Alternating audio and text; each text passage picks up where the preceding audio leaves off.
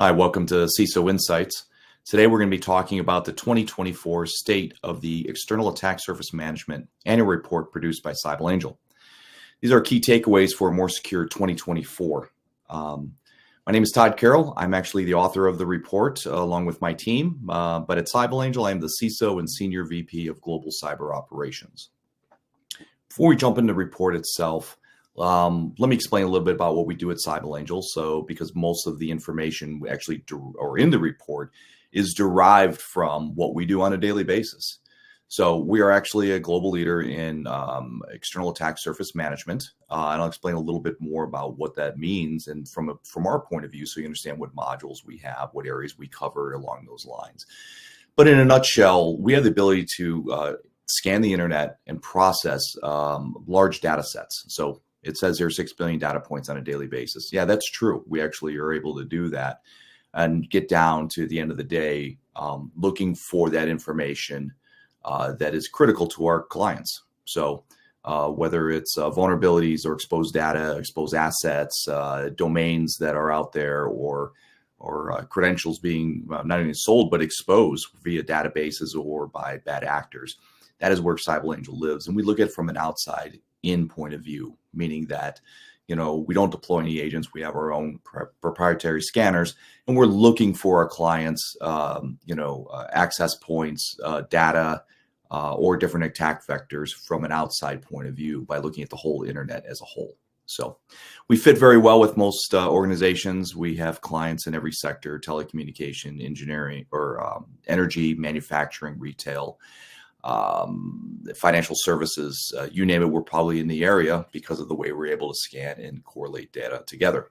So how do we really do this on a day-to-day basis? So it's important. Our clients have seen that the external attack surface is a big vector, is very important as a area where the bad guys are looking at, right? We all know it's the path of least resistance. Right. So whether it's third parties, it's your supply chain, it's employee overexposing data, whether it's those domains that are being used for phishing attacks, that's the areas that we're sitting. We're trying to just look for those threats that are disrupting to business operations.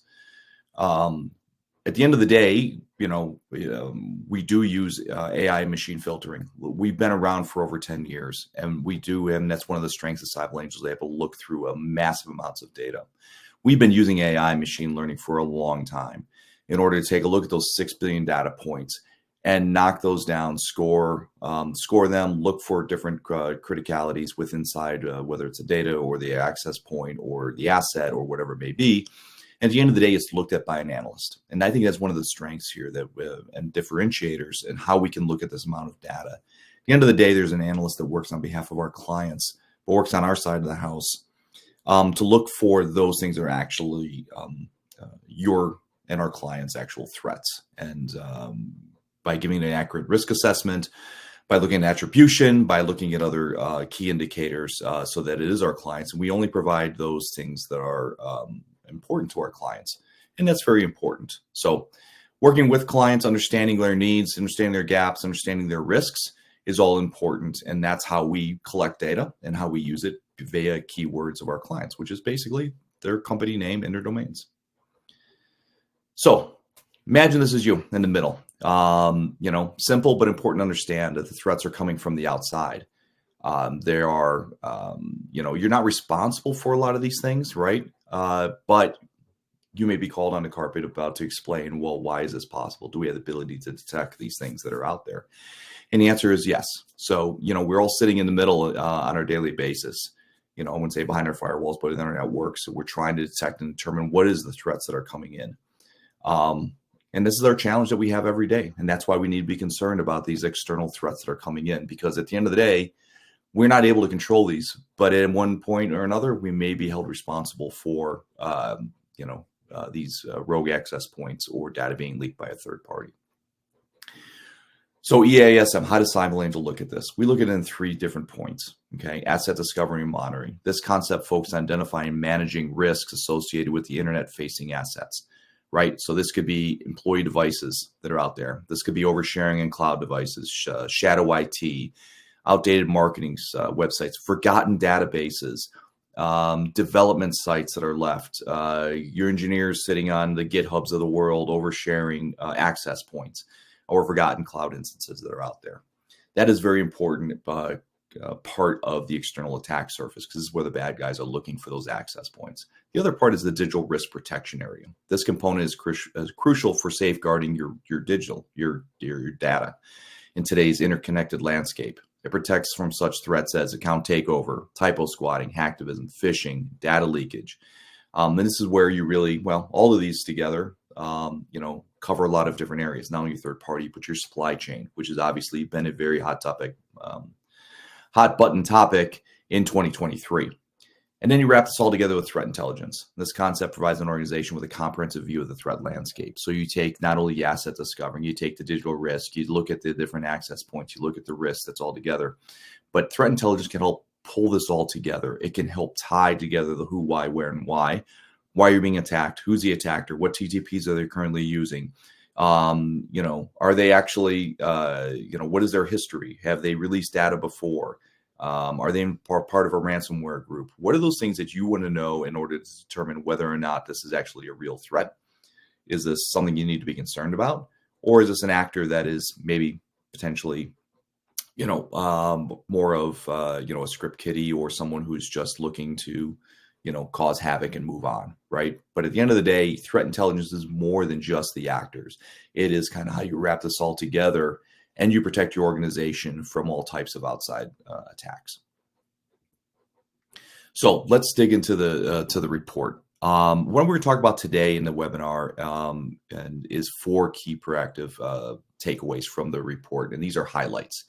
To be honest, the report is long, okay, which is it can be daunting, but I'm going to tell you it's chock full of data, which us as CISOs love to see.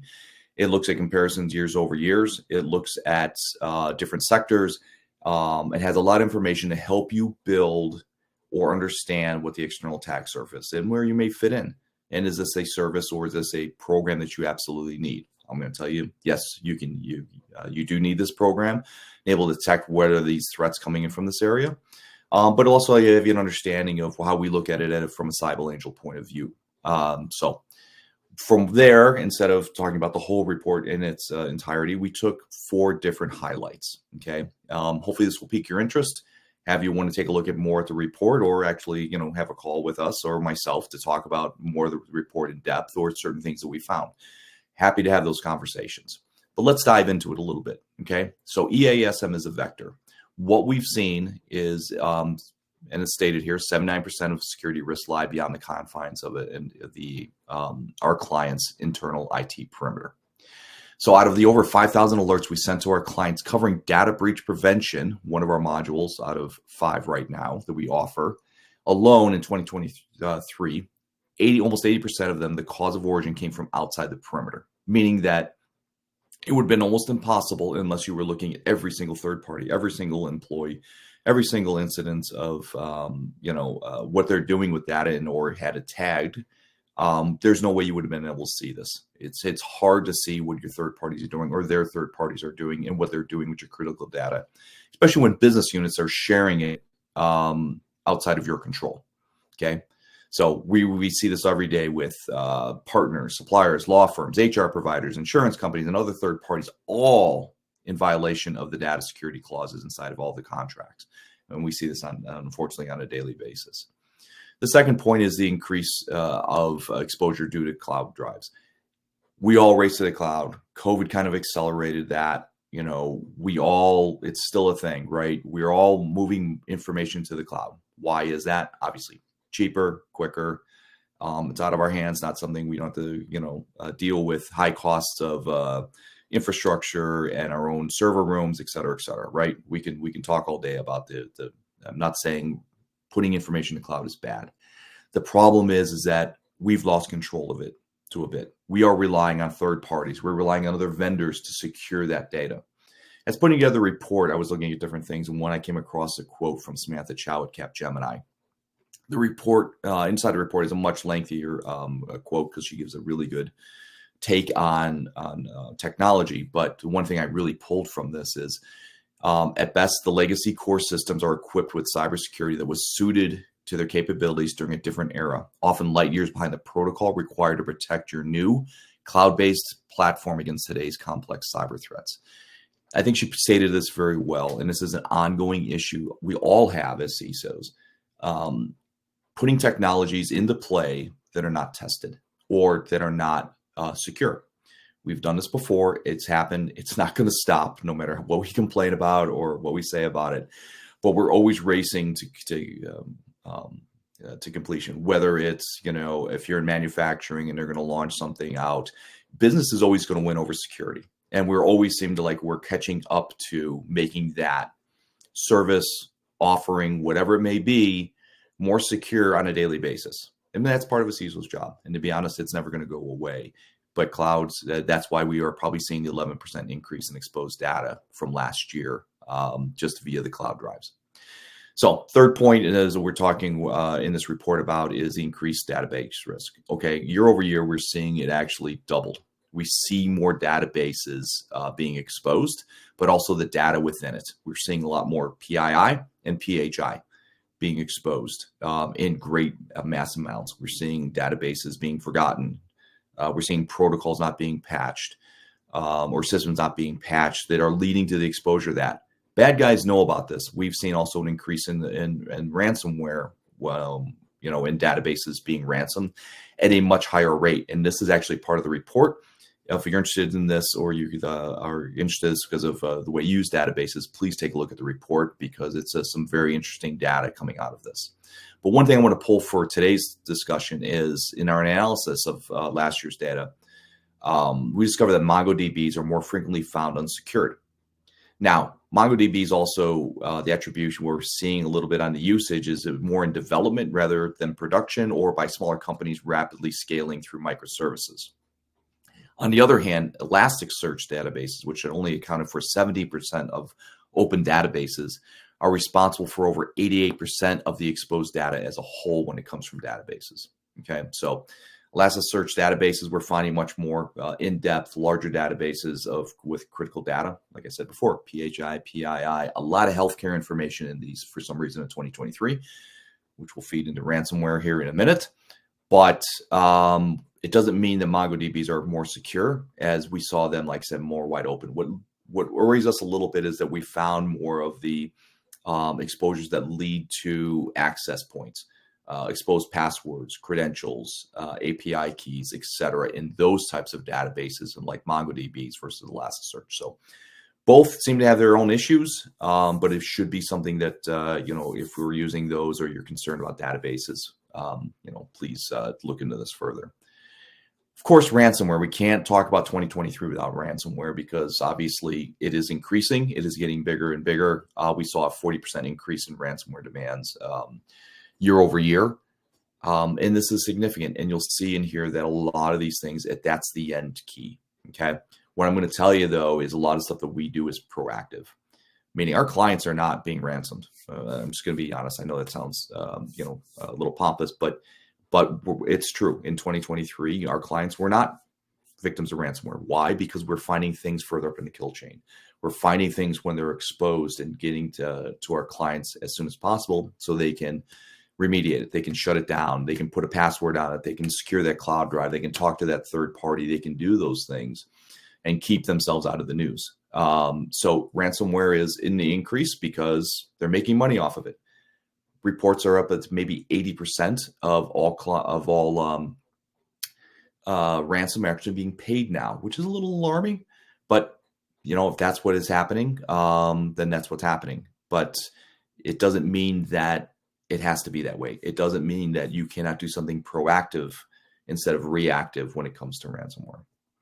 Okay, so the next few minutes we're going to talk about 4 insights, 4 use cases, and then 4 actionable strategies as we wrap things up in this webinar.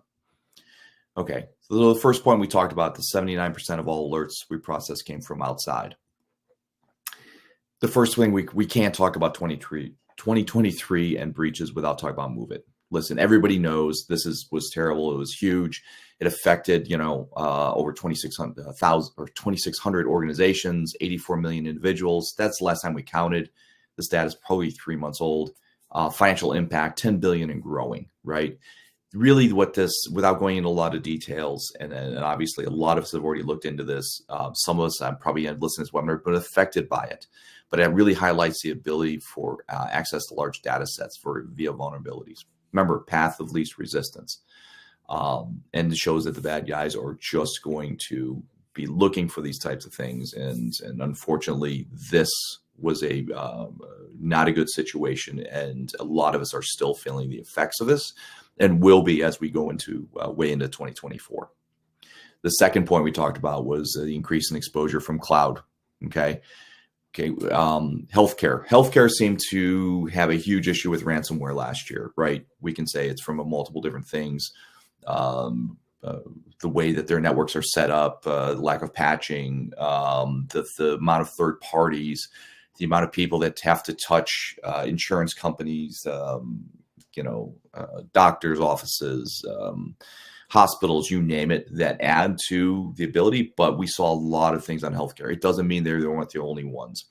But this one we're talking about here, the PharmMedica Corporation and their cloud exposure risks, right? Obviously, ransomware, March of last year, 6 million individuals. Okay, the breach was initiated by a third party who gained unauthorized access to the patient's data. So we're talking PHI.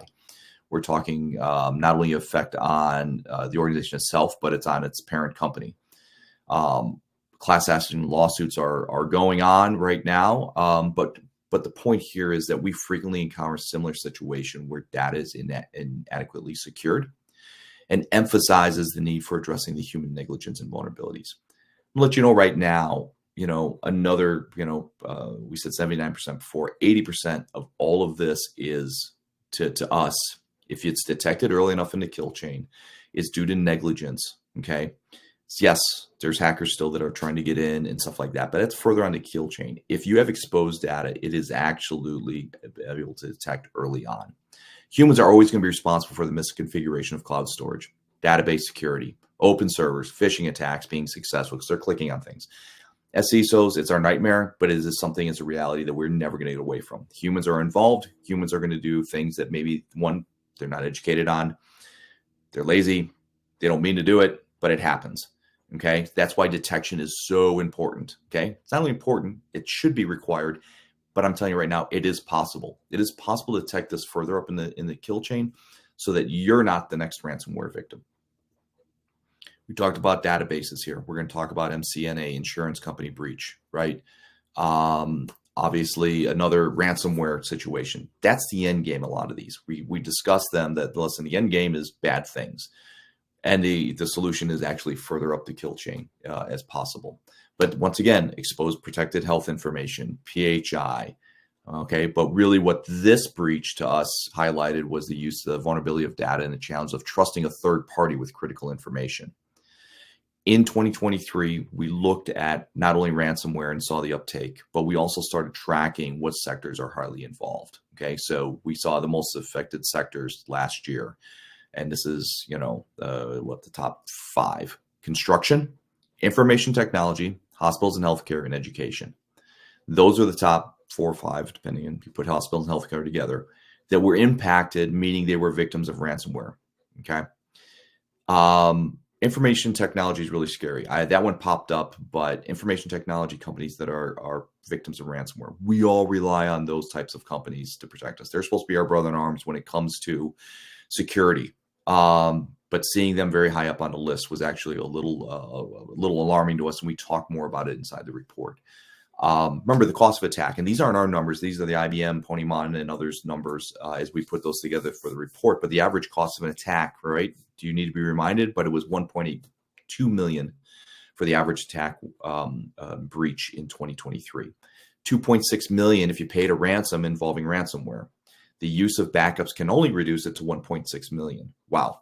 I don't got 1.6 million laying around. My board doesn't. And I'm not going to base my reputation and my job on whether or not, looking at and trying to detect these open areas is worth it on a daily basis. So, for example, our clients have between 40 and 4,000 external entities, right? Third parties, supply chain, et cetera, responsible for storing, transmitting, or managing the security, integrity, and confidentiality of data and intellectual property. Okay, that is huge. You cannot watch all of them. We're all filling out the reports that are there. We're filling out the Excel spreadsheets and saying, hey, what does your security look like? We want to trust that, but you got to have ability to verify that. Yes, you can do that through, scoring things. And then I'm not saying that's not important. That can give you an idea of what is going on. But having somebody that will be able to watch and take a look at and tell you who your bad parties are instead of saying, here's my 4,000 vendors. Can you watch all of them? No. But what I can do is, and what we do on a daily basis, is show who your bad vendors are, because we're showing and we're seeing your data being leaked or exposed, or an asset tied to your company that you may not know about, because employees love to do things that just drive us crazy. Okay, and of course that leads us to ransomware, which is the overarching theme here. That's if you don't do anything, or if you become a victim, or somebody takes advantage of a vulnerability or exposed data, whether it's database or an FTP server or cloud storage. We've seen this, right? Okay, so once again, another healthcare. Independent living systems out of Miami. This one actually started in 22 and impacts were all the way through 2023. But now we're even talking about 4.2 million individuals, social security numbers, medical records, insurance details. Once again, very bad. But what I mentioned here in the report and why this is important, CybelAngel identified and tracked 62 active ransomware groups involved in over 5,000 known and reported attacks across 132 countries in 2023. The numbers are much higher, to be honest. But these are the way we track, and like I said, known and reported attacks. There's a lot of stuff going on here on the ransomware side. They're going to evolve as much as the FBI and Interpol and are able to knock some of these groups down. They're popping up other places. They're making too much money off of us as victims. And I'm saying we probably don't have, we can do things in order to reduce our risk and reduce the chances of this happening in the first place. As we wrap up here, I want to talk about three critical things to watch out for as we move into 24, as you get ready for maybe, the rest of your budget for the rest of the year. What are you going to spend things on, or what programs you want for 25? Things to keep in mind, and these are just three things we pulled from the report. Much more in there for you to take a look at. But one, the external attack surface is not shrinking. It is getting bigger. It's the hacker's playground. This is where they're looking at. And it goes into the second point. Your biggest vulnerability is your third parties, is your supply chain. And we saw that in 23 with the attack surface actually expanding, but actually your weakest link in where the attackers are going to come in from, where they're going to look for vulnerabilities, or where they're going to grab your data. It's not necessarily with you inside your corporate network. Remember, 79% of this is coming from outside the exposures, outside of your network or outside of your control. It's coming from those third parties. At the end of the day, it's the biggest name on the breach that is going to get the most heat. It's going to get the most questions, and it's probably going to be as part of lawsuits, right? So if your dad's being exposed by a third party, they're going to be looking at you. Why did this happen? Why did we not know this was going to happen? Okay. And we have to do those things to protect. But this is just going to get worse. External attack surface is getting bigger. And unfortunately, the attacks coming from our third parties are just going to be a bigger problem. Okay. Listen, ransomware threats are not going to go away. My concern in looking at this, because listen, ransomware's been around a long time. When I was at the Bureau and we looked at this, early days, it was, $200 if they ransom something, right? If they encrypted it. And it's just gotten worse. Now we're in the millions of dollars, right? As long as we keep paying, the price is just going to keep going up. We play whack-a-mole and we knock this down. My concern is, what are they going to do next? Data is data and it's valuable. And if they can resell it down the road, which we have seen, past attacks now starting to float up on the dark web for sale. Okay. They're not ethical. They have nothing, we have no reason to trust these actors that they are going to not monetize multiple times our data that is being exposed, or we've lost control of. Okay. Once they start altering it, once they start doing something inside, more things inside of our network, I shouldn't say, because they already are. What are they doing that's going to, one, increase the severity of the attack or the results of the attack, but where they can pull more money from? It's all about money to these guys, right? Yes, there's hacktivists out there, but even them, they like to put $1 in their pocket. So unfortunately, not good news here. Things are just going to get more. things. So listen, let's wrap it up. In this report, we expand on the importance of the external attack surface. If that's something of interest to you, please take a look at the report. There's recommendations in there. There's more data involving all the areas that we take a look at and grab data, which we did not have time to cover here today. But the good news is that, listen, you can either go to our website, CybelAngel.com. You can grab the report from there. But actually what we're going to do is send the report directly to your email. If you're visiting this webinar today and taking a look at this, we will send you a copy of the report. If you have any questions on the report, if you want to know more about what we do at CybelAngel, or you just want to have a conversation about what our data is, please contact us. Love to have a conversation with you. So thank you for your time today, and goodbye.